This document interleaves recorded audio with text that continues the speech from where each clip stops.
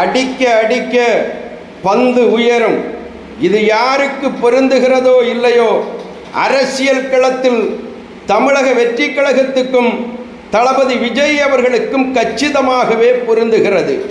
ஏன்னா தளபதி விஜய் அவர்களை பொறுத்த மட்டும் கரூர் கோர சம்பவத்துக்கு பிறகு கிட்டத்தட்ட ஒரு 2 மாத காலத்துக்கு தன்னுடைய மக்கள் சந்திப்பு நிகழ்ச்சியை நிறுத்தி வைத்திருந்தார்.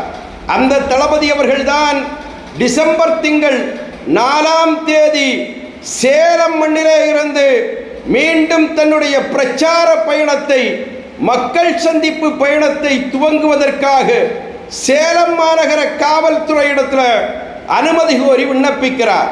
அந்த விண்ணப்பத்தை பரிசீலனை செய்கிற காவல்துறை அன்றைக்கு மாலையிலேயே அறிவிக்கிறது. என்னன்னா, அனுமதி தர முடியாது என்று மறுத்து அறிவிக்கிறது.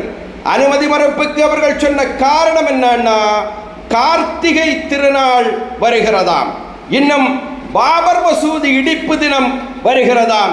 ஆகையினால இவருடைய மக்கள் சந்திப்பு நிகழ்ச்சிக்கு அனுமதி கொடுக்க முடியாதாம். நான் கேட்கிறேன் அருமைக்குரியவர்களே, கார்த்திகை தீப திருநாள் என்பது டிசம்பர் திங்கள் 3ஆம் தேதி தான் வருகிறது. இவர் அனுமதி கேட்பது அதற்கு மறுநாள் 4ஆம் தேதி கேட்கிறார். 4ஆம் தேதி முழு பௌர்ணமியாக இருக்கிறது. ஆக அந்த தேதிக்கும் கார்த்திகை திருநாளுக்கும் என்ன சம்பந்தம்? அதுபோல பாபர் மசூதி இடிப்பு தினம் என்று சொல்லக்கூடியது டிசம்பர் திங்கள் 6ஆம் தேதி வருகிறது. அதற்கும் 4ஆம் தேதிக்கும் என்ன சம்பந்தம்? நீங்கள் சொல்வதை போல கார்த்திகை திருநாள் வருகிறது.